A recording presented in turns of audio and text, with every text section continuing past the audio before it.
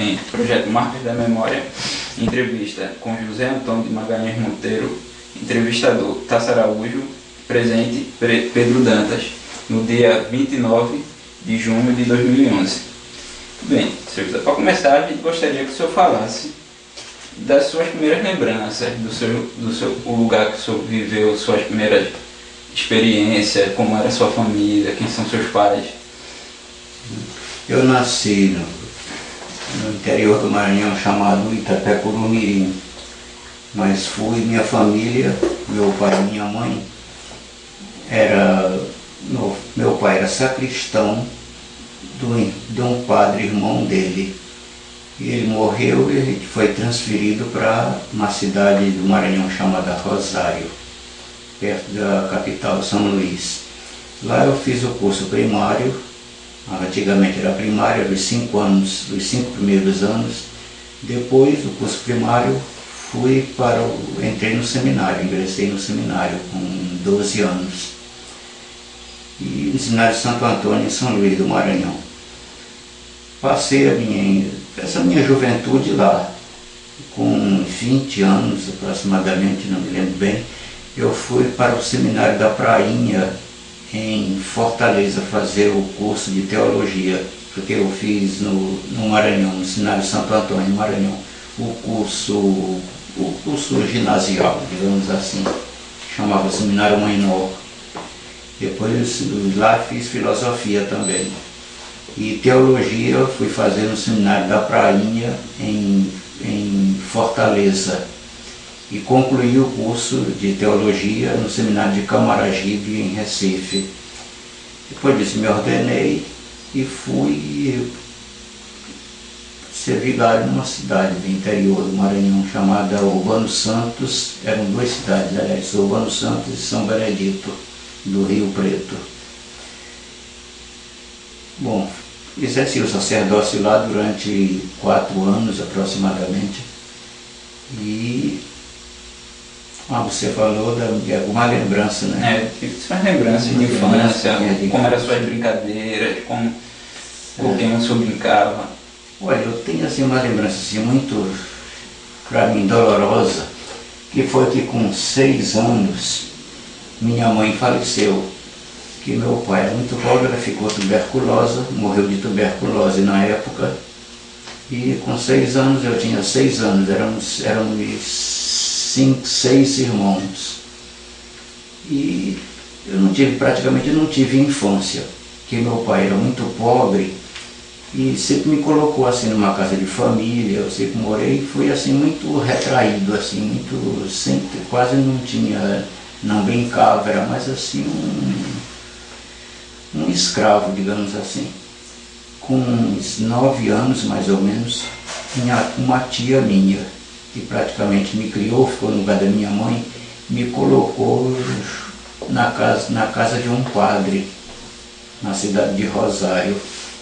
E lá foi pior ainda, porque esse padre era muito bom, Deus o tenha no bom lugar, mas foi muito carrasco assim comigo, eu não tive quase assim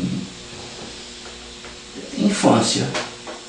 Eu acho que isso marcou muito meu caráter, minha personalidade, assim, de austeridade, de ser acusado e não me defender.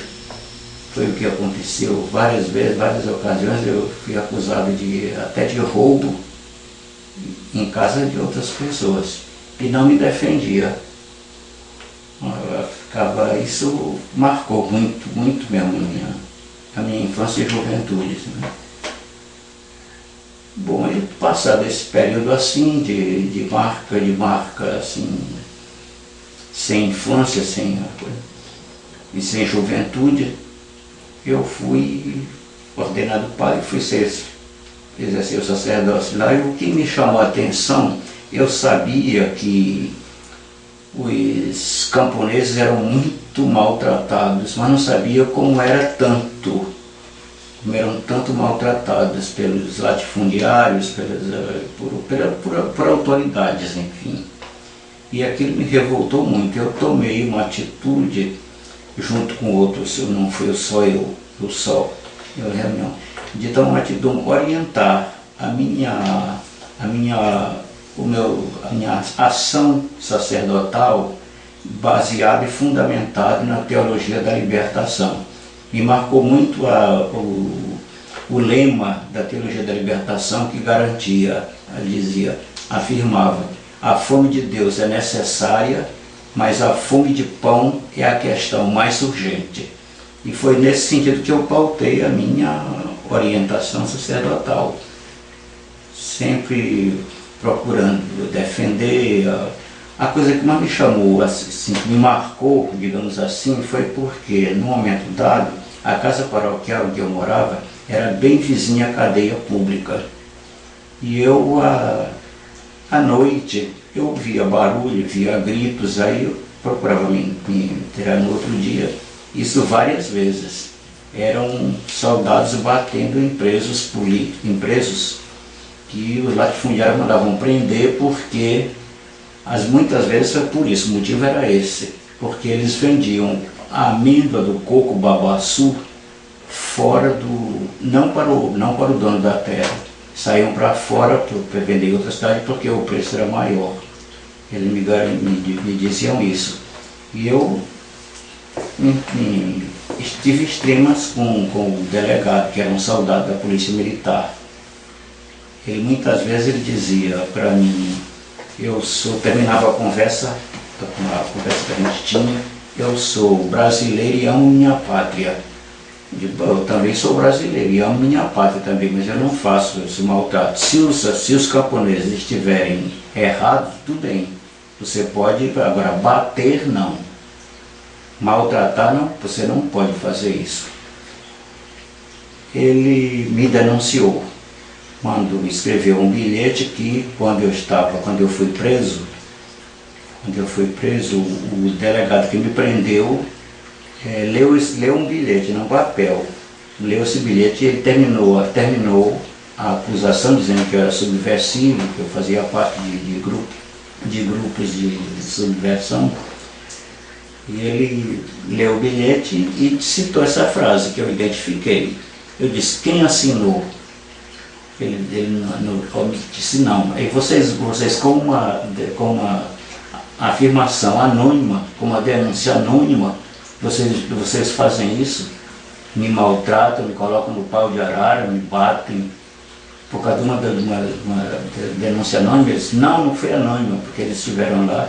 Eu estava em São Luís fazendo uma reciclagem, porque eu, nessa época, lá na cidade de Urbano Santos, uma cidade longe, distante, muito, muito pobre, não tinha escola assim, tipo segundo grau, fundamental. Aí eu criei um grupo e fui fazer um curso promovido pela Secretaria de Educação. Nessa ocasião eu soube que a Polícia Federal estava na cidade em que eu estava, Urbano Santos, e vasculharam, fizeram uma arruaça na casa paroquial. Pegaram livros, eu me lembro muito bem que um dos livros que eles pegaram, que eu considerava subversivo, era o livro A Pedagogia dos Oprimidos, de Paulo Freire. O outro era Educação como Prática para a Liberdade. Então, liberdade era um termo subversivo naquela época para a Polícia Federal.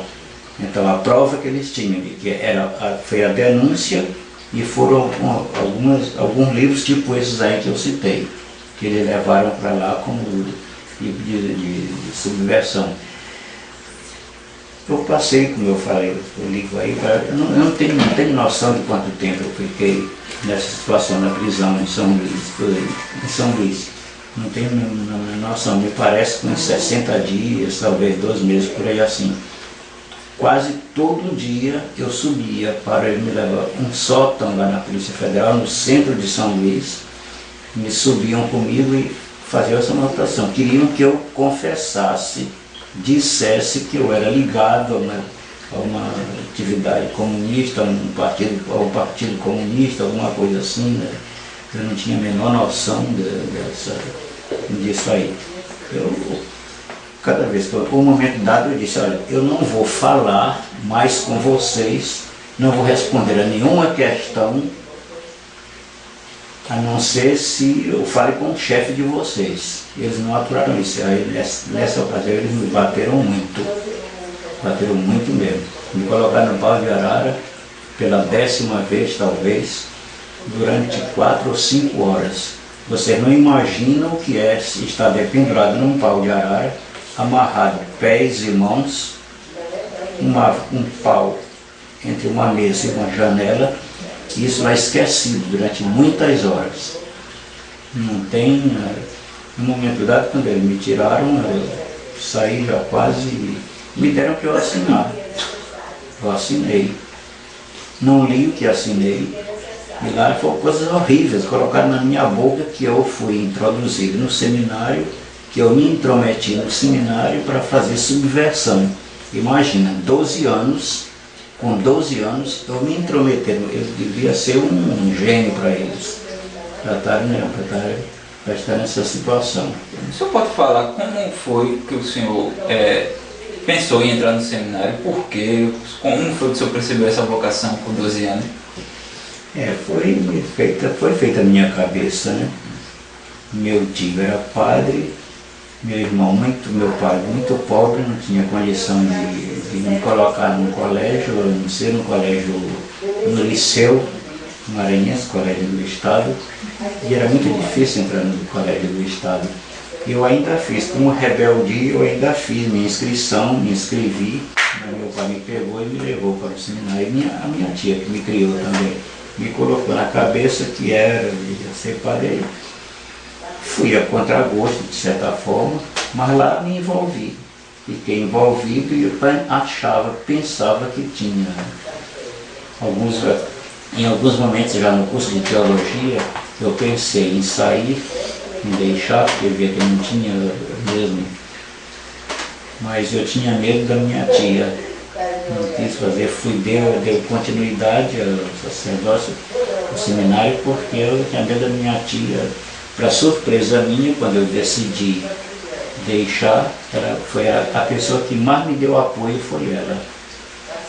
E nesse período, o senhor participou de algum órgão, alguma coisa, algum movimento da igreja, alguma... Não, da igreja, assim, eu participava, né? Porque tinha, por exemplo, a questão da teologia da libertação. Eu me orientei mais para esse lado de pessoas que tinham essa tendência, essa prática. Eu me orientei. Agora, no seminário, sobretudo em Recife, eu tive contato com alguns amigos, inclusive um maranhense, o Rui Frazão, que desapareceu, foi preso em Recife e desapareceu, muito amigo meu mesmo. Ele fazia engenharia e ele fazia parte da Ação Popular, AP. Era um grupo que foi uma dissidência da Juventude Universitária Católica, na época da JUC, uma dissidência que eles queriam ficar independentes assim, da igreja, de certa forma, não estar na tutela da igreja. E fundaram essa AP. Então eu conheci o Rui Frazão me colocou em contato com outras pessoas ligadas a esse grupo de AP, Ação Popular. E depois fez uma opção pelo marxismo e entraram todos, eu era apenas amigo deles, né? Fizeram a opção pelo PCdoB. Todo o pessoal da AP, foi na ruptura da JUC para a AP, não houve unanimidade, mas na AP para o PCdoB foi unanimidade. Me afirmaram, aqui até uma amiga minha que me garantiu que foi uma decisão unânime desse grupo. E quando eu cheguei aqui em Maceió, souberam que eu fui da AP, já tinha me desligado da igreja também, souberam que eu fui da AP e me abordaram que eu fui militante do PCdoB. E nesse período, o senhor está convivendo com esse pessoal da AP, quais eram as leituras que vocês faziam, quais eram o nível teórico das suas práticas? Era muito a leitura de um francês chamado Régis Debray. Tinha muita letrazinha, eram apostilas, alguns livros que tinha, livro de Mao Tse Tung também. A gente tinha o livro vermelho, que a gente pensava que era, não, era uma teoria da prática educacional da China, introduzida por Mao Tse-tung. Era mais essa orientação, e uma orientação assim, digamos assim, não era uma propriamente marxista, mas é muito fundamentada a minha prática, especificamente, muito fundamentada na leitura de Leonardo Boff, de algumas coisas que o Freire também escreveu, sempre orientado nessa linha assim, mais à esquerda da igreja, mais de crítica à atuação da igreja nessa prática de dubiedade, que a igreja nos parecia na época muito dúbia, assim, na sua posição política. Dizia que era o cristianismo, mas é um cristianismo que mais tendente à prática direitista. Tanto que ela se posicionou contra o governo João Goulart, no primeiro momento, se posicionou a favor do golpe militar, no primeiro momento. Eu, como estava na igreja, também tive essa tendência um pouco, ainda de apoiar o grupo. Depois foi que a igreja, quando a igreja começou sentiu na sua pele que havia padres, que havia cristãos que foram torturados, que foram alijados do poder, foi que ela tomou uma posição um pouco mais crítica, um pouco mais, não assintosamente crítica. A minha posição não, eu depois que rompi com a igreja, eu fui de uma posição contrária mesmo à prática golpista do Brasil. E nesse período que o senhor está convivendo com esse pessoal, o senhor sofreu alguma retaliação por parte dos seus superiores no seminário, na igreja? Não. Não teve nenhum tipo de preconceito, não? Ao contrário, eles me apoiaram quando fizeram os bispos de todo o Nordeste fizeram uma nota apoiando a minha atitude, como eu defendia a teologia que foi definida na Bolívia. Os bispos de todo o continente se reuniram lá e defenderam uma posição mais ou menos assim de crítica política intervencionista e ditatorial na América Latina. E como era a obtenção desses livros, assim, dos livros que o senhor mesmo disse que era proibido, o livro vermelho, livros do Paulo Freire? Era muito difícil. A gente tinha, digamos assim, um passava para o outro. Quem tinha passava para o outro clandestinamente, digamos assim, com muito cuidado para ter, porque qualquer livro a gente sabia que não era bem visto, até mesmo por pessoas, amigos da gente. Eu, por exemplo, eu fui muitas vezes assim, reprimido, porque eu tinha uma biblioteca, sempre gostei de ter uma biblioteca, eu tinha lá uma biblioteca e tinha alguns livros que eu assim, ingenuamente colocava assim, e pessoas chegavam lá e diziam, meus amigos ficavam admirados, né? Mas tal livro, eu tinha o Capital, não entendia muito, que é muito difícil, mas eu tinha o Capital, tentei ler o Manifesto Comunista, também tinha. E outros termos assim, que eu não me recordo assim, mas tinha textos assim de caráter assim, realmente assim, mais assim, ideológicos e críticos da situação econômica do momento. E quando o senhor se torna padre, o senhor continua com essas leituras, né? Gera algum tipo de conflito com os membros da igreja, com os demais membros, com as pessoas que iam assistir suas missas? Você pode falar um pouco? Não, as missas não, porque nas missas eu era mais assim, falava assim, mais assim, com relação ao ensinamento bíblico mesmo, mais o bíblico, mais tendente para adaptação à realidade em que eu estava vivendo, naquela cidade, naquela paróquia, ou naquelas paróquias, estava lá. Agora eu tinha, assim, problemas com os meus amigos, sacerdotes, tudo por causa dessa minha tendência. Eu me lembro bem do padre João Moana, por exemplo. Não sei se vocês ouviram falar do padre João Moana. Foi um médico maranhense que depois ele se converteu e se ordenou padre, fez teologia no Rio Grande do Sul, e voltou para o Maranhão. Então a gente tinha muito assim divergências entre João Moana, que era uma pessoa até que parecia assim, que não era tão de direita, mas no fundo era, porque ele dizia muito que eu ia me dar mal com a minha conduta de fazer a opção pelo... Por exemplo, eu tinha muito assim, entrosamento com os sindicatos. Embora os sindicatos fossem assim, indicados pelo regime militar, até o presidente de sindicatos eram indicados pelo governo, pelos generais do governo. Mas eu tinha aproximação com quase todos da minha região, quase todos eles, e procurava desfazer o que os golpistas tentavam fazer com eles, chamando a atenção para a importância deles como representantes dos trabalhadores rurais para a consciência, da realidade dos trabalhadores rurais. E isso me causou muitos problemas com os membros da igreja. O senhor podia falar como era que o senhor fazia isso? Como é que se dava essa conscientização dos sindicatos?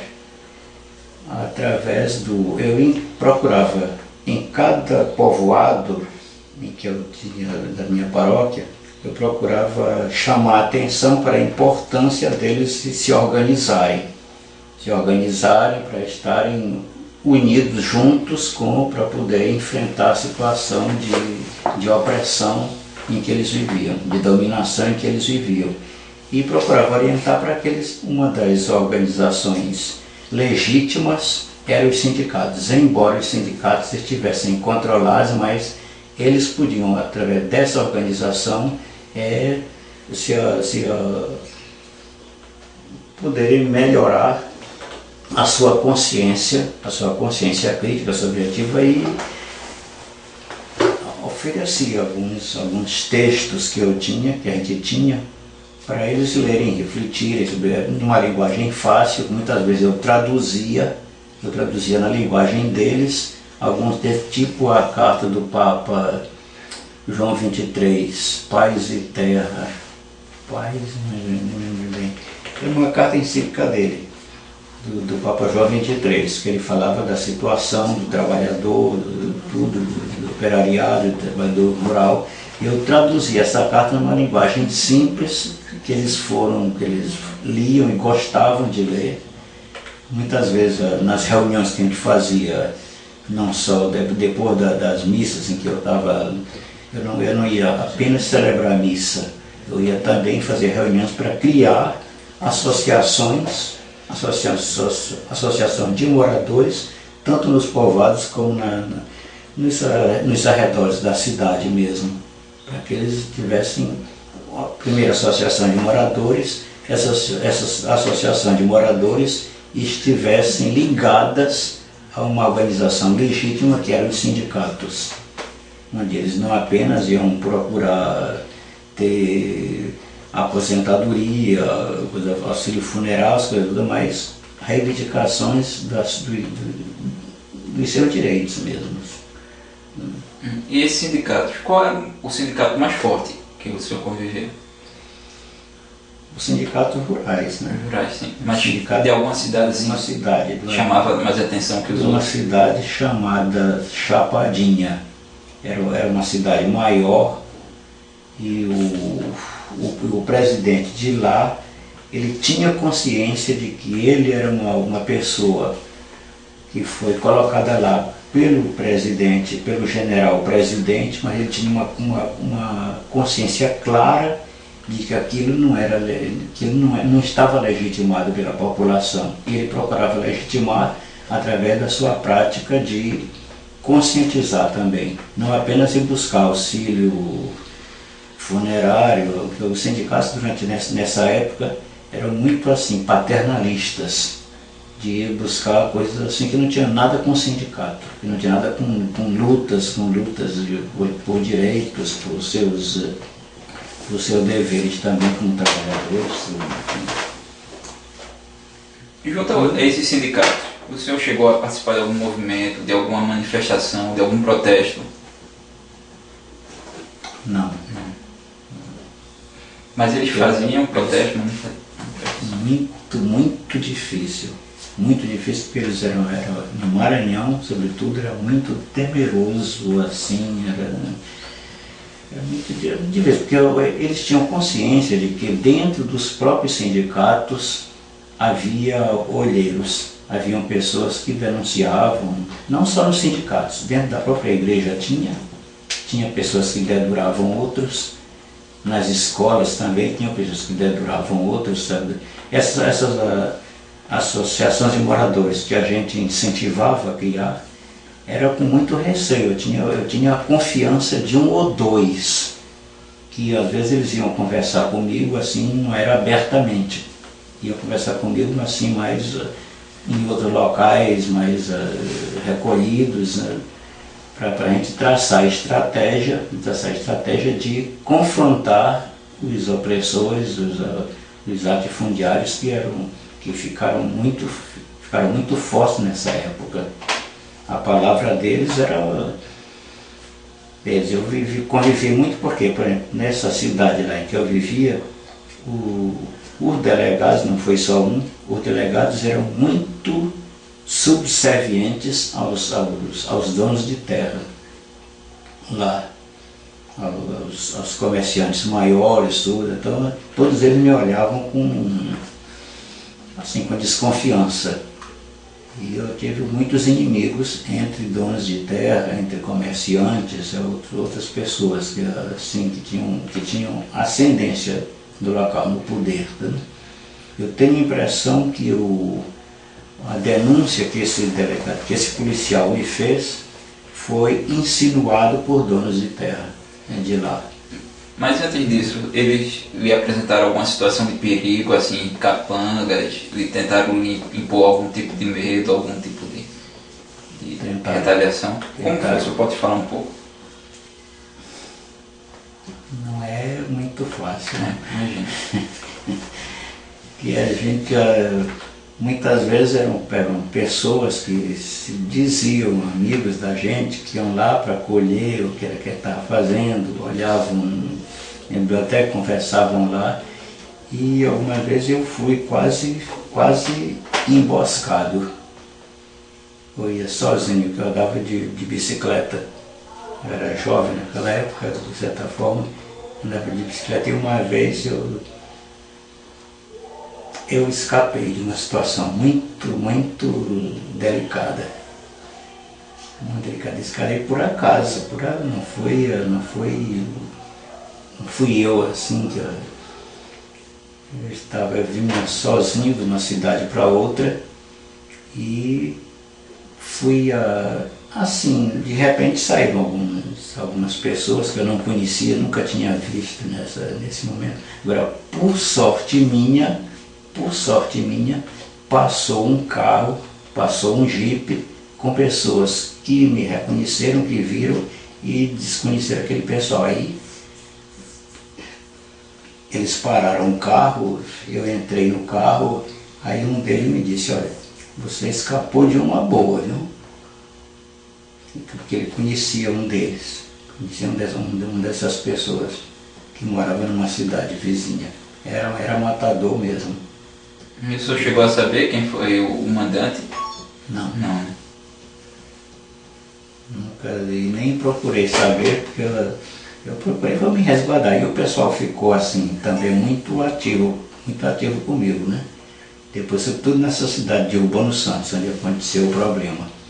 Eu tive pessoas que iam dormir lá na casa, iam dormir comigo lá, porque os senhores, né, que Ele não dormia comigo porque eu com medo de acontecer alguma coisa. Porque uma noite aconteceu umas coisas estranhas. Coisas estranhas. Pessoas batendo na porta e dizendo palavras. Quando foi depois, botaram uma carta lá dizendo que me chamando de negro, vai embora, aqui não é teu lugar, tu está fazendo uma atividade que isso pode não dar certo com tua vida. Né? Eu tive medo nesse dia.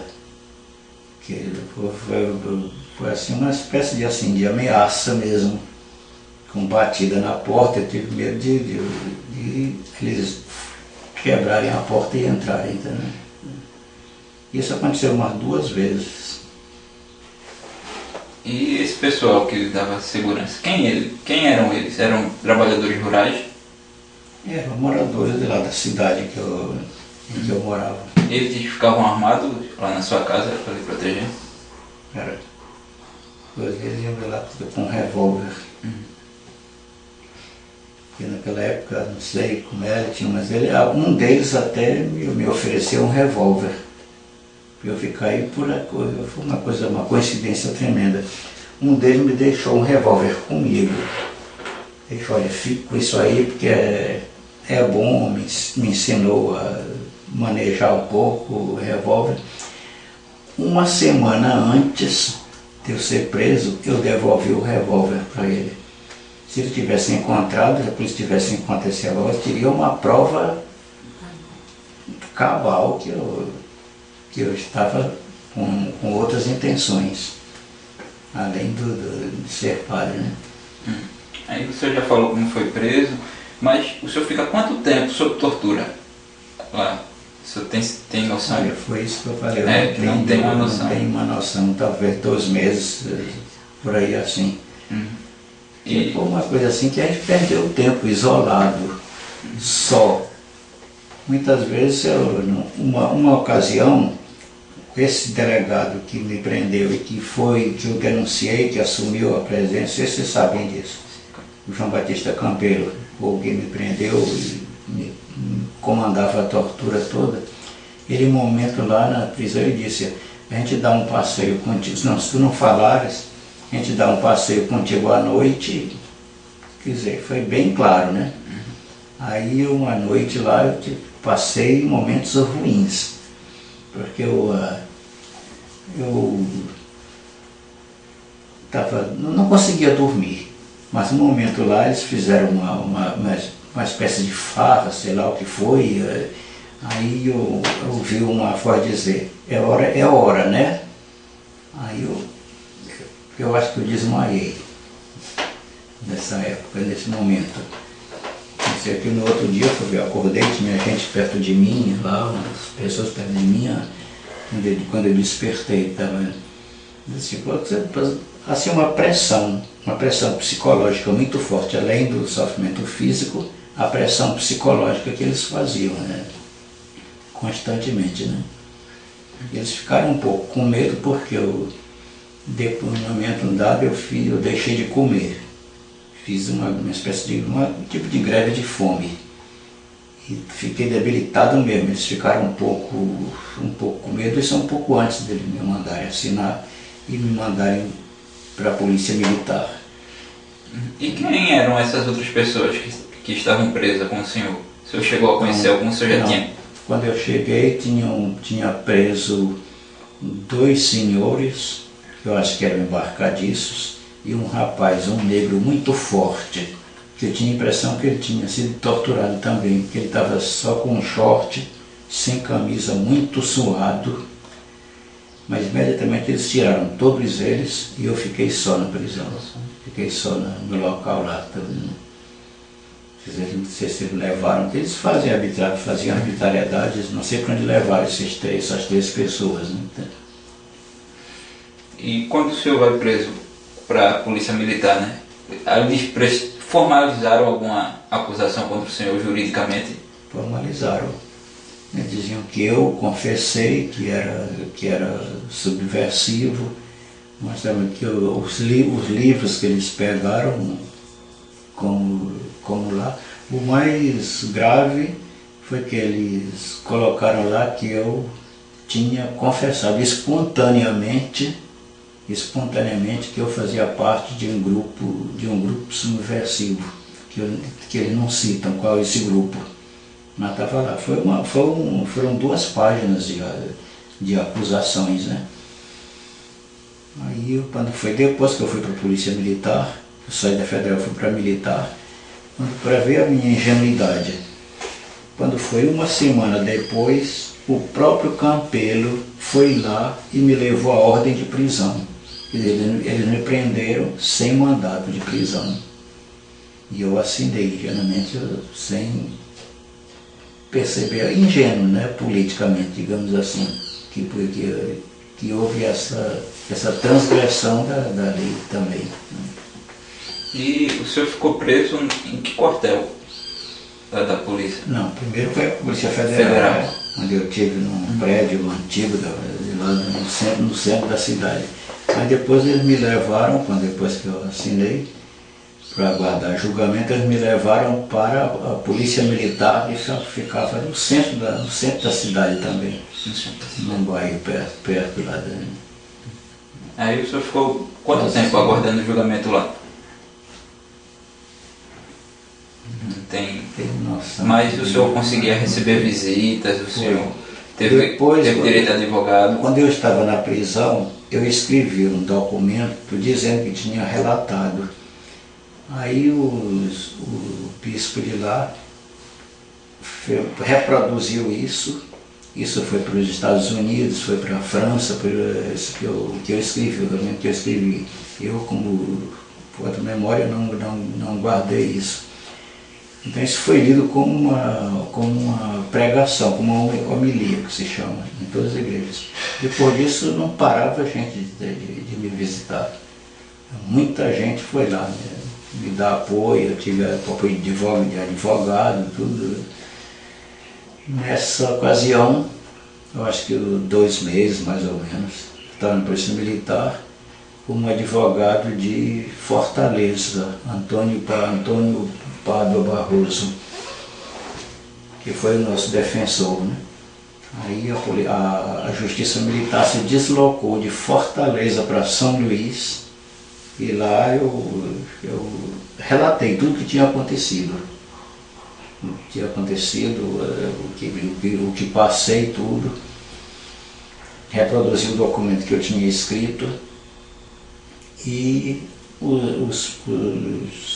as testemunhas de acusação que a Polícia Federal arrolou, todos desmentiram. Todos falaram o contrário do que a polícia tinha falado. Que eles não me acusavam, a minha pregação não era de subversão, tudo. Aí a prisão foi relaxada. E esse bispo que reproduziu o seu, ele tinha alguma filiação política, assim, ele tinha alguma atuação política ou só foi? Não, foi só uma questão humanitária? Foi só o corporativismo, digamos assim, foi mais corporativismo. Era um padre que tinha sido preso, que foi torturado e que provou o que aconteceu, né? E ele conhecia a minha atividade toda por lá também. Aí o senhor foi solto depois? Foi libertado, depois ainda houve o julgamento que foi em Fortaleza, quando foi a absolvição definitiva. 2 meses depois, né, foi para Fortaleza, era eu e um padre francês, que hoje em dia ele é bispo de lá de São Luís do Maranhão. Eles só fizeram a conjugação. Como eu era vigário dele, o vigário se chamava coadjutor, um ajudante dele, então eles ligaram que ele também era subversivo. Ele não foi preso assim, não foi. Ele ficou, parece que no exército, enquanto eu estava na Polícia Federal. Depois, quando eu fui para a Polícia Militar, eles levaram ele também. Mas ele tinha atuação mesmo política no senhor? Não.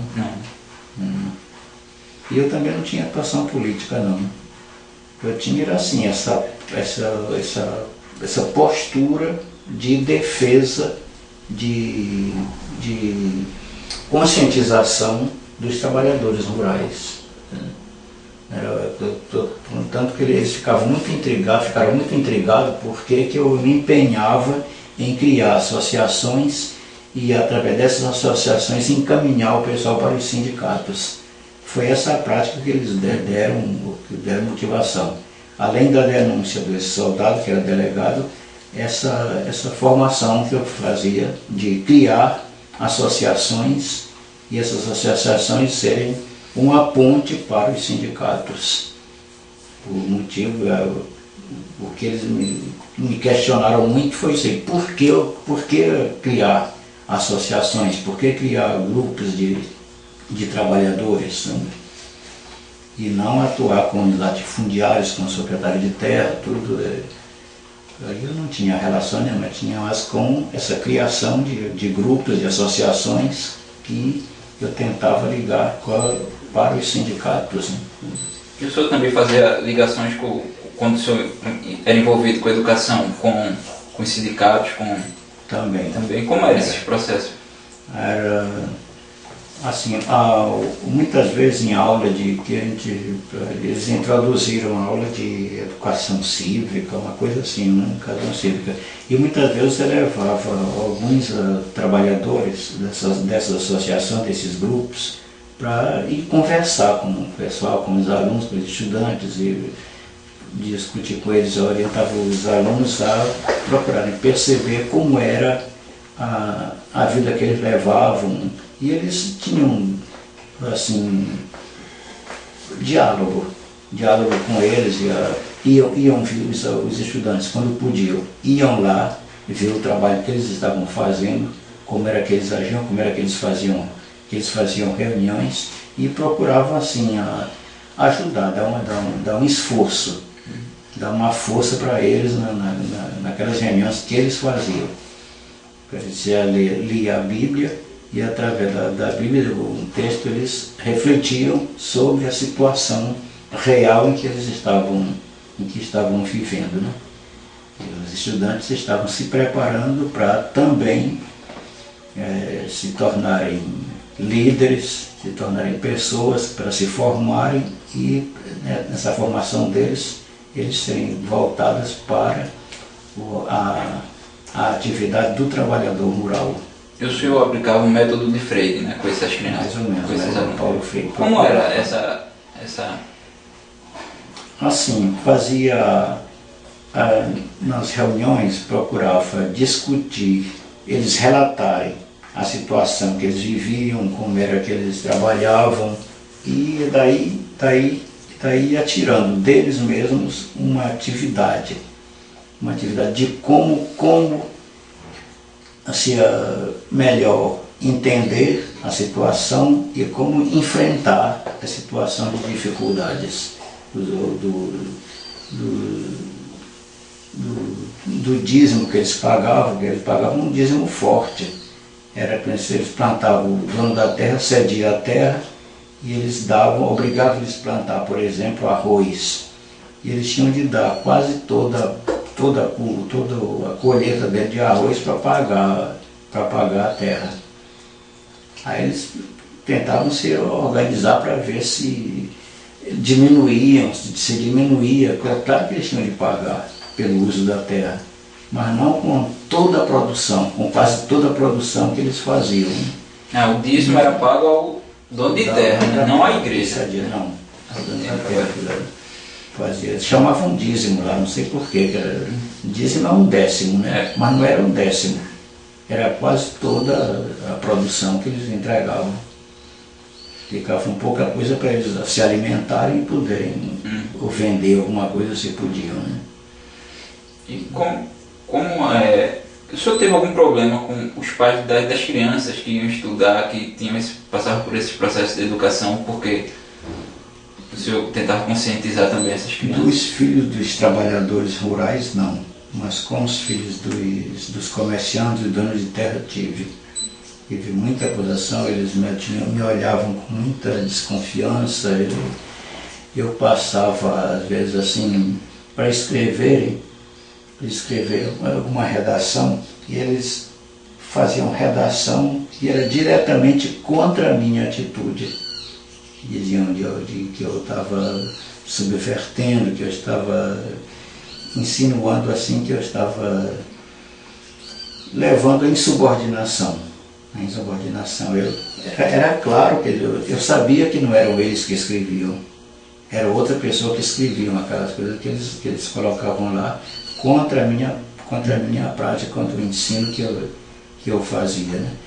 Com os pais dos agricultores eu nunca tive, agora com os donos de terra tive muita dificuldade, muitos problemas. Eles me faziam e procuravam evitar que o pessoal conversasse comigo, falasse comigo, procuravam desfazer as associações, ameaçavam o pessoal de participar nessas associações. Eles me diziam que eles faziam, às vezes, reuniões assim, clandestinas, quase, porque os donos de terra não permitiam que eles fizessem reunião nas terras deles, onde eles moravam. Eles eram chamados agregados. Os agregados não podiam fazer reunião lá, sobretudo comigo.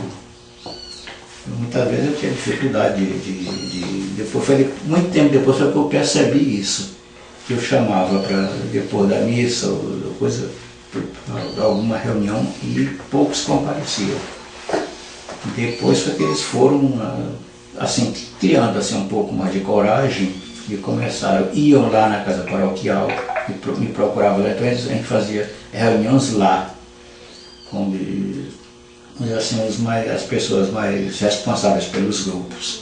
A gente fazia reunião na casa paroquial, muitas vezes à noite também. E como era à noite, eles dormiam lá também, né? No sentido até de também me proteger também, de ficarem comigo à noite, né? Porque eles sabiam que havia uma predisposição do dono de terra de me agredir e fazer alguma coisa, né? Muitas vezes eles me aconselhavam: não saia à noite, não vá à noite para tal lugar, porque você não sabe o que pode acontecer, porque eles conheciam lá as coisas, né? Às vezes quando eu saía à noite para alguma reunião, eles iam comigo, ia muita gente comigo. Eu nunca ia só para reunião à noite. E quando o senhor é solto, o senhor continua também com essa... depois que passa esse problema? Esse período da prisão? Veja bem, tem duas etapas. Quando o pessoal, a Polícia Federal foi lá, eu fui à cidade de Urbano Santos. Só que coincidiu, quando eu viajei, saí à tarde de São Luís e cheguei à noite, tarde, que era muito longe, a estrada era péssima também. Aí eles passaram por mim, não me reconheceram, e quando eu cheguei lá de manhã, na cidade, o pessoal me deu as costas. A maioria não quis saber, eu fui dar aula, poucos alunos. Aí eu me senti assim, uma coisa assim, fora do normal, né? Me senti assim, quando foi a tarde da noite, foi que eles voltaram e me prenderam. E ninguém avisou? 11 horas, ninguém avisou. Não. Quando ele deixou um olheiro lá, que era quando eu chegasse, ele era um cara do telégrafo. Ele passou um telegrama, quando ele me viu que eu cheguei, ele passou um telegrama e eles voltaram para mim. Foi uma tática errada, que eu devia ter me apresentado. Quando eu soube que eles estavam lá, e depois um advogado me falou, eu deveria ter me apresentado à polícia e não ter ido para Urbano Santos, não ter ido para a cidade lá onde eu estava exercendo. Que aí eles me pegaram, prenderam, já tinham feito o terror lá, todo mundo já comentarizado que era subversivo, que era comunista, isso, todo mundo lá. Aí ficou fácil de ter. Aí depois que eu saí, eu fui assim, pressionado, de certa forma, a sair do Brasil. Porque muitas vezes eles mandaram recado que eu me saí dessa, mas eles iam me pegar. A Polícia Federal, né? Como era que chegava esses recados? Quem levava? Como? Era um velado, aqueles amigos meus, né? Amigos meus mesmo, que olha, estava lá, não sei como eles sabiam, como eles sabiam disso, eu perguntei, ele disse, não, eu não vou dizer. Sabe? Mas várias pessoas chegaram a me dizer isso, que eles iam me pegar. E o senhor sentia pessoas advogadas, assim, pessoas estranhas rondando a sua casa, rondando os locais que o senhor convivia? Não. Era muito distante, lá o pessoal não ia muita gente lá. Teve assim um pessoal da Secretaria de Educação que chegou uma vez lá e eu achei estranha a intervenção deles. Eu achei muito estranha mesmo. Eu tinha um rádio, por exemplo, que estava tocando um rádio grande, assim, de pilha. E estava tocando, um perguntou, que rádio é essa? Eu disse, a Rádio de Havana. Estranho, né? A Rádio de Havana, foi depois eu soube que ele tinha sido mandado para observar ainda a minha atitude, né? Aí eu consegui, né, ser assim, não exílio, né? Exílio no Canadá, parece que eu aceita. E como foi que o senhor articulou essa viagem para o Canadá? Foi a igreja. Foi a igreja? É. Aí o senhor foi trabalhar como eu padre fui lá? para lá como assim, eles queriam que eu fosse para a África. Aí, através da igreja, foi que lá o Canadá, em Quebec, no estado, na província de Quebec, um padre de lá, ofereceu acolhida para mim. Mandou dizer que me acolhia, não sei se para a polícia ou para a igreja mesmo. Aí me dizer que eu podia pagar, que eles me acolhiam tranquilamente. E nesse momento o senhor ainda era sacerdote, né? Era. É. E como foi a sua chegada no Canadá? Como foi a sua adaptação lá? Teve algum problema de adaptação? Não, problema não. Quando eu cheguei, eu fui barrado como é que diz? Não é Polícia Federal lá, não sei, eu passei um tempão lá, eu cheguei no aeroporto. Lá me desprezaram mesmo, ficar lá, eu fiquei lá sem fazer nada. Aí o padre que me acolheu, me acolheu, ele entrou lá. Ele falou lá, o que está acontecendo, que o Antônio não chegou até agora. Eu sei que o avião chegou, eu estou sabendo. Ele tinha uma foto minha, mandaram uma foto minha para ele. Aí ele foi lá, reclamou no aeroporto, né? Aí ele foi lá e disse, é esse aí. Aí me tiraram, saí de lá. Não entendi até hoje por que eles me barraram lá na entrada. E lá o pessoal lá foi muito acolhedor mesmo. Eu consegui, só com meu currículo, entrar no curso de Sociologia na Universidade de Laval, e o pessoal era sempre muito assim, acolhedor mesmo, era o mais velho da turma. Eles procuravam muito me ajudar, me entender assim como era que a língua era muito difícil. Cheguei lá em julho e o ano letivo começa em setembro. Em setembro eu comecei com a cara e a coragem, né, senhor? A entender muito francês, mas aí eu peguei, com rapidez eu peguei. Quando a gente está no meio é mais fácil do que... Era uma universidade laica ou uma universidade... Universidade estadual. Estadual laica, né? Era. E convivendo lá, como é que o senhor tinha notícias do Brasil? O senhor chegava a acompanhar o que acontecia aqui, os problemas que o pessoal aqui enfrentava? Eu lia, porque lá na biblioteca tinha o Jornal do Brasil, a Folha de São Paulo e o Globo. Quando eu ia lá, chegava com atraso, mais ou menos uma semana, mas eu acompanhava Não era muita coisa porque era muita censura, né? Mas agora era muito perigoso, gente. Eu conseguia conversar com o pessoal lá de São Luís através do radioamador.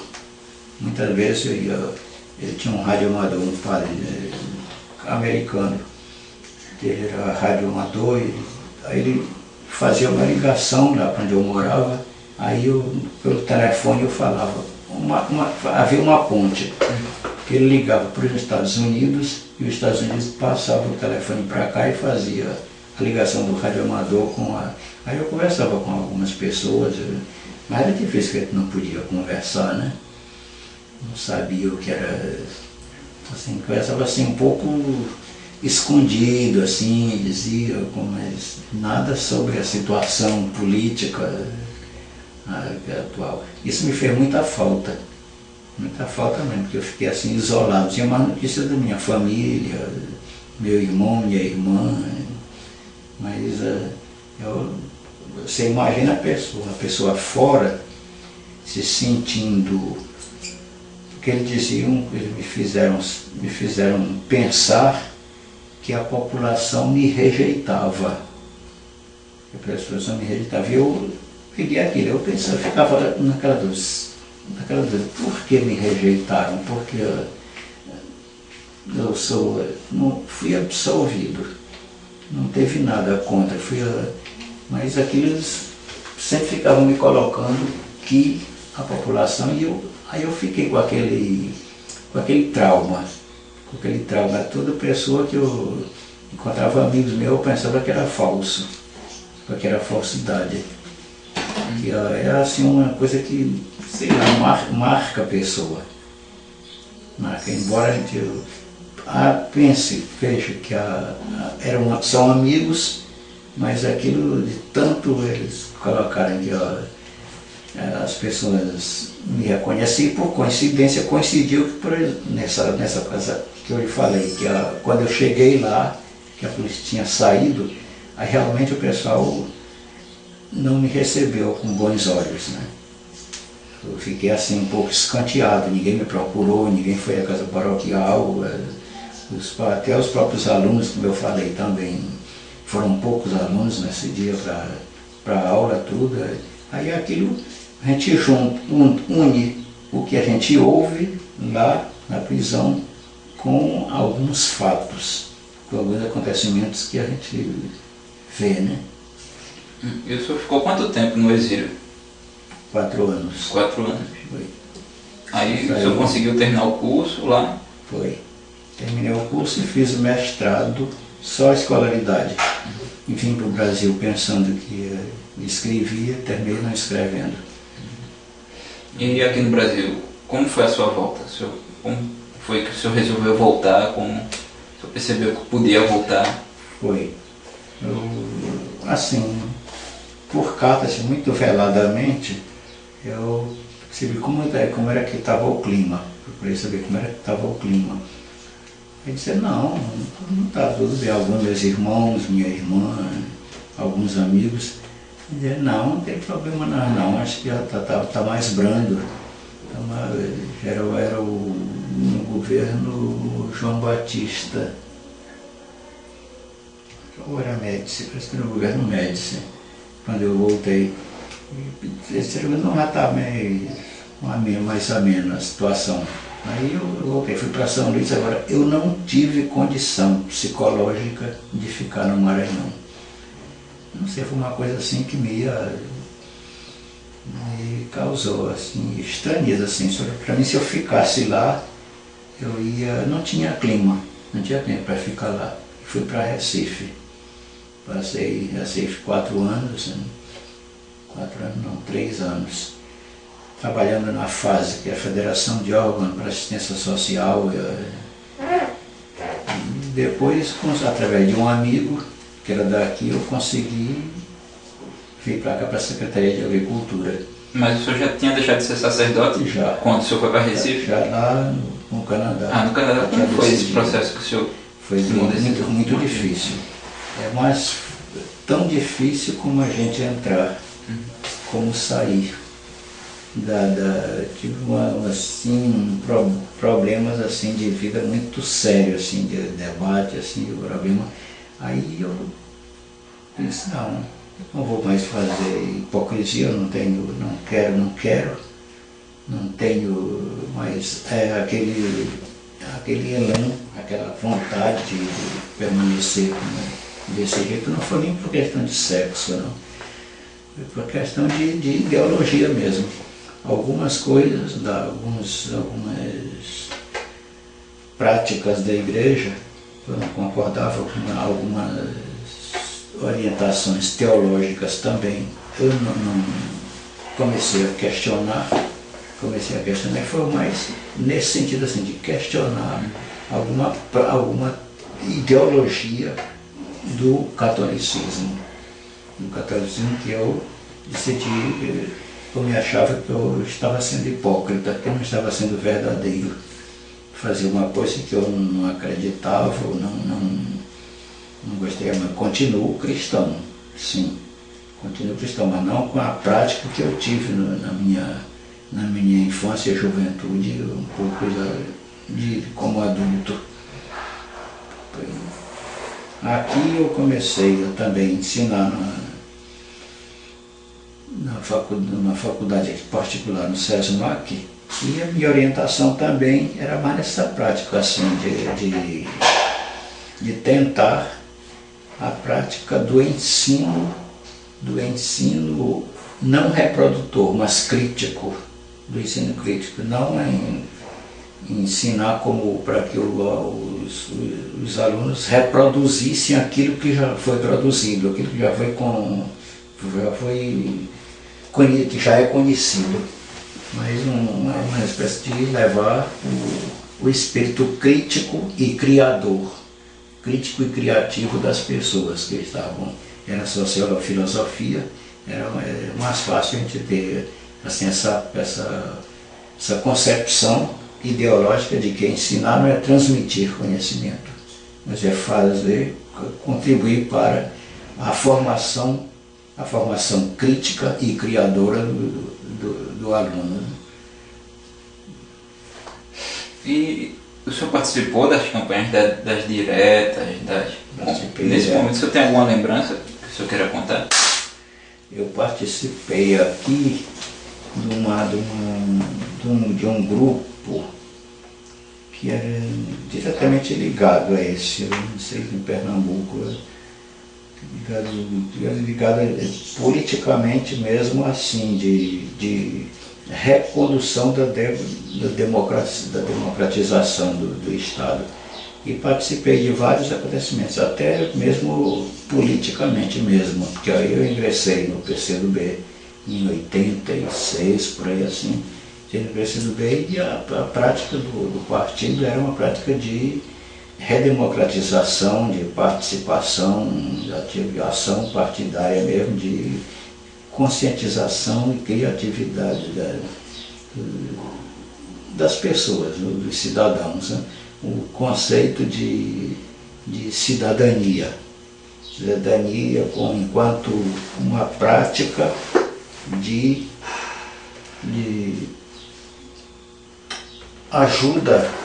ajudar a criatividade e a conscientização do cidadão, né? O interesse pela sua pátria, o interesse pelo seu estado, pela sua cidade. Então foi nessa condução assim que mais ou menos a gente tentava orientar. Aqui eu participava no começo aqui, participava como militante do partido. Muitas vezes a gente fazia reunião aqui, nesse quarto ali, escondido, com os militantes daqui do bairro. E daqui a gente estudava e traçava ações que a gente tentava fazer nos bairros, né, nas comunidades, através de associações de moradores. Nós criamos várias associações de moradores aqui, no sentido de criamos até uma federação de se preocupar com o bairro, mas enquanto político, não político partidário, mas enquanto político como A pessoa que mora na cidade, polis, que mora na cidade, se interessa pelo bem da cidade, pelo bem-estar da cidade e contribui com a escolha de políticos que tenham compromisso com a cidade, que tenham compromisso com a população, com a nação.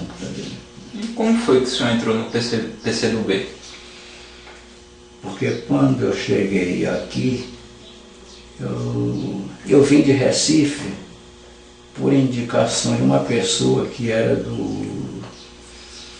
que trabalhou comigo quando era estudante lá no seminário da JOC, Juventude Operária Católica.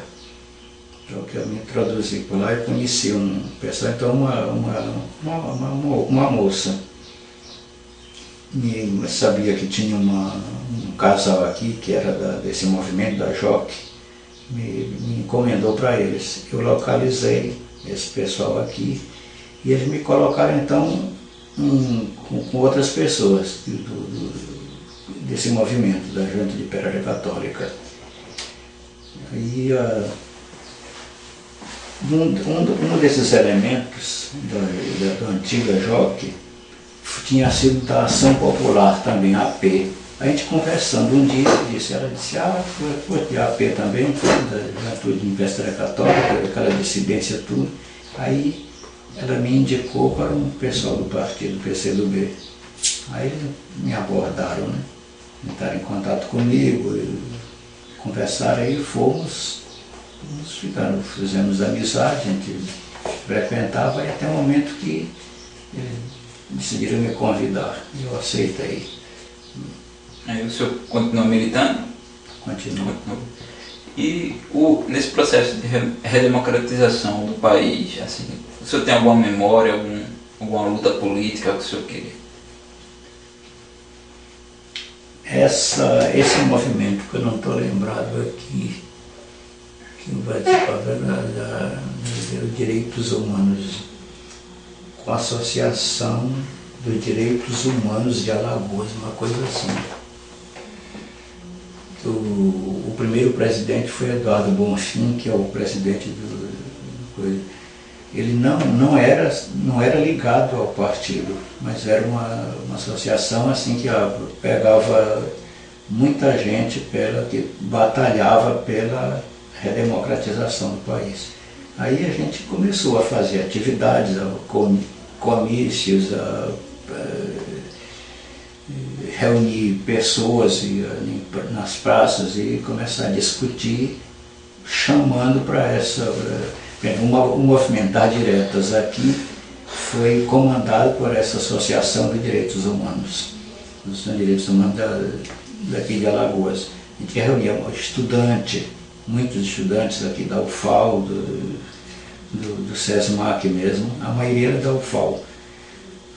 Aí estava mobilizado, porque o diretório acadêmico aqui, nessa época, era comandado pelo PCdoB.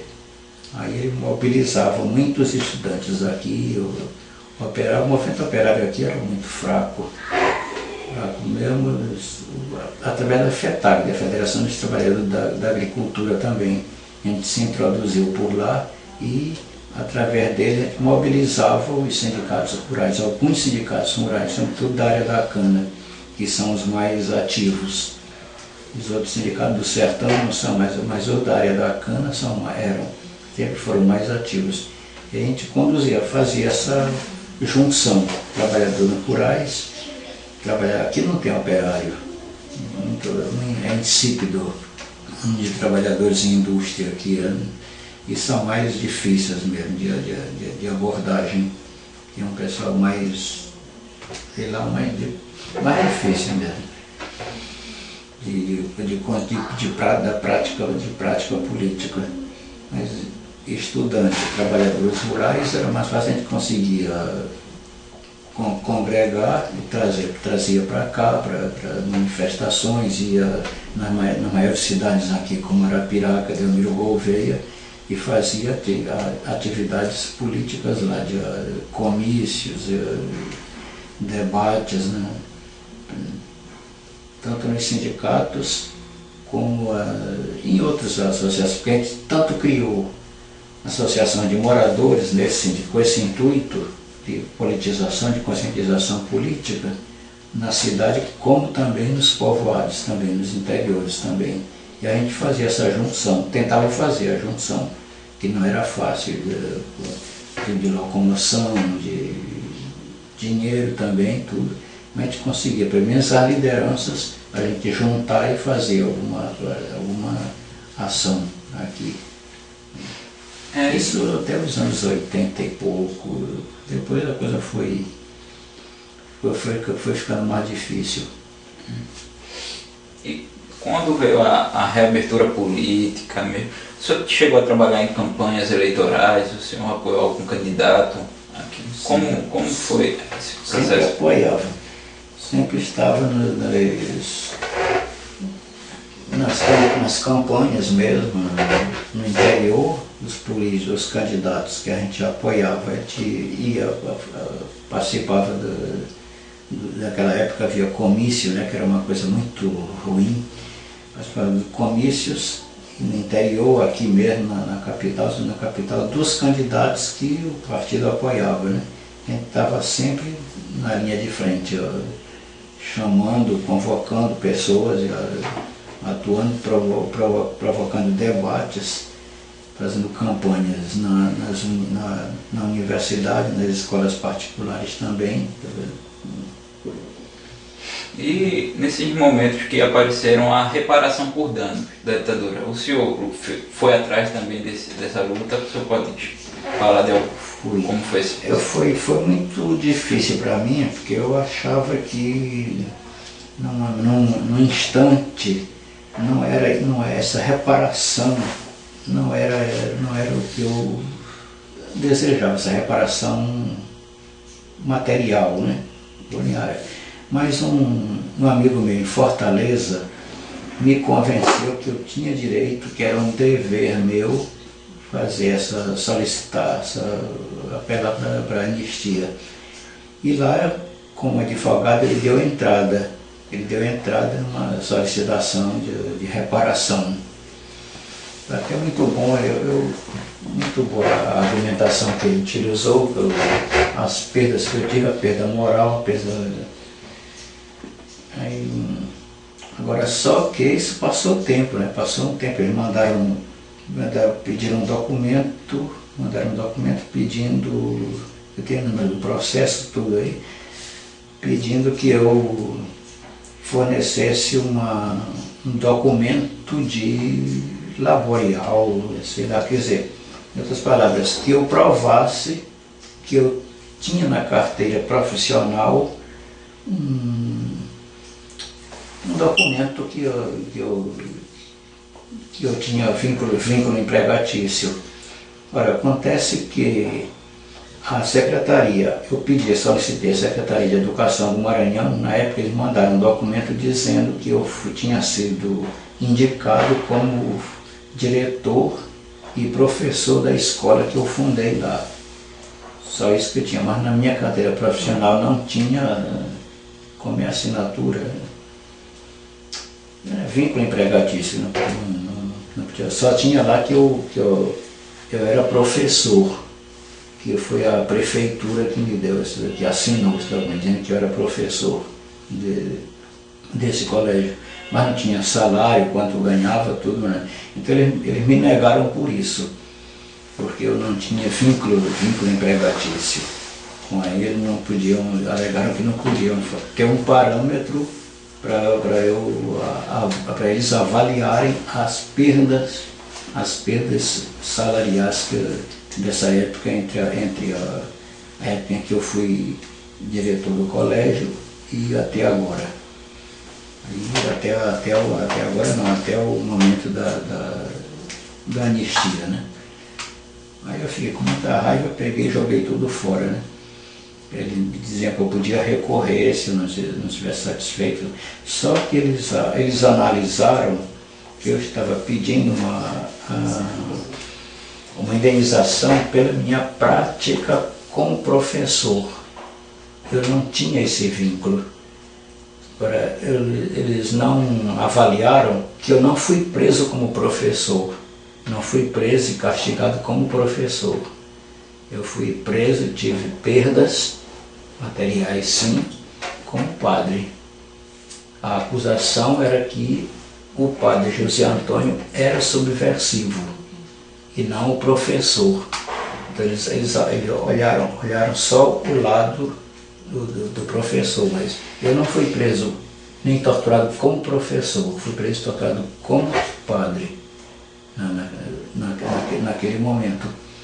Aí eles não podiam avaliar que perda eu tive como sacerdote naquele, por isso eles negaram. E como foi a denúncia que o senhor fez contra o seu torturador agora, que foi mais recente, né? Foi em 99, a segunda. Pode falar. A segunda foi... Segunda, foi. A primeira foi no governo daquele mineiro, né? Itamar Franco. Ele tentou assumir uma vez no governo Itamar Franco e eu denunciei, saiu na imprensa, meu irmão era jornalista em São Luís, ele me colocou como um jornalista do Jornal do Brasil. O Jornal do Brasil, assim que ele tomou posse, saiu. Que eu tinha sido torturado por ele, que eu não admitia ele ter sido, ele está agora servindo. Só para ficar claro para o pessoal que vai assistir, ele assumir que cargo? Qual? O diretor-geral da Polícia Federal. A primeira vez. Isso foi no governo, não sei, 88, por aí assim. Quando foi em 1999, ele retorna outra vez. Ali assume a direção geral. Lá ele estava assumindo a primeira vez como secretário. Agora em 99, como diretor-geral da Polícia Federal. Aí eu fiquei indignado. Voltei de novo a entrar em contato com todos os jornais do Rio, de São Paulo, ao denunciar a minha denúncia, entrar em contato comigo. Eu não tinha sossego aqui na secretaria, de tanto jornalista que chegava lá e que me ligavam, que vieram aqui, mandavam representantes de jornais aqui. Aí nesse intervalo eu fui convocado pela Comissão de Anistia da Câmara Federal. A Câmara Federal é a Comissão de Anistia, para formular essa denúncia e depor diante da Comissão de Direitos Humanos da Câmara. Foi um sufoco, porque sobretudo o deputado Jair Bolsonaro. Aí Bolsonaro procurou que eu tentava muito que eu entrasse em contradição. Estou como outros também, fazia a mesma pergunta várias vezes. Um fazia, outro fazia, para tentar ver se eu caía em contradição, mas felizmente eu estava assim, estava muito abalado, tanto que eu fui parar no ambulatório lá, no meio, assim que eu cheguei lá, que eu me encontrei com um deputado Miranda, como é que ele citou agora aí? Nilmário Miranda, ele me reuniu para... antes disso teve uma coincidência muito malgrada. Quando eu cheguei em Brasília, a minha maleta de mão, que eu levava um documento de comprovação disso aí, de tortura, a minha mala não apareceu. Cheguei lá e digo, o que é isso? Está repetindo, está usando a mesma coisa que acontecia.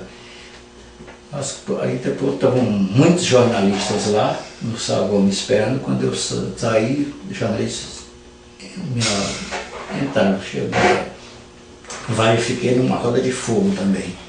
Eles procurando saber primeiro perguntaram o que eu achava do desaparecimento da minha maleta. Eu disse, olha, infelizmente é uma infeliz coincidência. Se fosse na época da ditadura, nem eu teria viajado. Desapareceu a mala, a moça disse que tinha ficado em Salvador, na conexão que foi feita lá. Tudo isso eu relatei na Comissão de Direitos Humanos, porque eles já sabiam que tinha sido. Imediatamente saiu logo na televisão, na imprensa, tudo. Agora, na comissão mesmo, o problema foi assim, o argumento mais forte que eu acho, na minha opinião, foi que eu disse, olha, eu estou indignado e eu tenho plena certeza de que as pessoas da minha geração também estão indignadas, porque quando Campeiro me torturava, ele mais de uma vez disse que fazia isso em defesa do meu governo, do governo dele. Como é que ele agora queria manter a ditadura, queria que a ditadura se perpetuasse, e ele quer servir agora a um governo que ele não ajudou a construir, que ele não queria. Eu penso que talvez tenha sido o argumento mais forte que os deputados entenderam que era verdade, né? Ele não resistiu. No dia seguinte ele pediu demissão. Porque a imprensa toda deu em cima dele, né? Toda a imprensa, tanto a imprensa falada como a imprensa escrita. Mostrando que depois dessa declaração, desse depoimento na Comissão de Direitos Humanos, ele não tinha como ignorar, como negar que ele tinha sido torturador. Ele reconheceu, admitiu que foi, porque no começo ele dizia que ele fez entrevistas comigo. Ele disse que ele nunca me tocou. Nunca tocou na minha pessoa, tudo, ele fez algumas entrevistas comigo diante das denúncias que tinham chegado à Polícia Federal. Mas eu pude provar que não foram só entrevistas, foram muito mais do que entrevistas, foram realmente tortura, foi realmente maltrato, foi realmente humilhação que ele tinha feito. Eu aceitar como um colaborador de um governo democrático, um praticante de tortura, em defesa do governo dele, em defesa da ditadura, me chamou, me causou ira. Como cidadão, como cristão, e eu sei que eu não estou só da minha geração, a pessoa da minha geração que passaram por esses momentos estão comigo, como realmente estavam. Muita gente me apoiou, mandou telegrama, me telefonou, dizendo que até não é vaidade minha não, admirando a minha coragem de ter feito uma denúncia dessa. Procuraram até também, rapaz, sai daqui, sai do estado, muda o cabelo, porque... Não. Eu continuar como sou e no lugar em que estou, onde eu fiz a denúncia. Nós estamos numa democracia ou não? Ou continuamos com a prática ditatorial dos anos 70? Foi esse o motivo. Depois ele me processou. Ele fez um processo dizendo que eu tinha sido caluniado, que eu caluniei, que eu menti. O advogado dizendo que eu detratei a moral dele, não sei o que. Me processou e o jornal, o Correio Brasiliense também. Tanto que uma repórter do Correio Brasiliense veio aqui e nós fomos, porque a Justiça Federal, eu não sei, ela veio aqui para eu provar que eu tinha provado que o Correio Brasiliense não estava mentindo, não mentiu. Eu não sei porque ele escolheu o Correio, porque todos os jornais, a Folha de São Paulo, o próprio Globo, o Jornal do Brasil também difundiram, no Brasil todo quase, eu acho. No Ceará, o jornal O Povo, em Pernambuco, o Diário de Pernambuco também teve contato comigo, tudo, nessa ocasião. E ele me processou e pedia R$1.000 de indenização. Digo, eu não vou dar um centavo, não quero dar um centavo. E foi esse processo dele foi arquivado. Eu recebi depois Então, para encerrar, tem algum tema que não foi abordado nessa entrevista que o senhor gostaria de falar? Alguma coisa para encerrar entrevistas?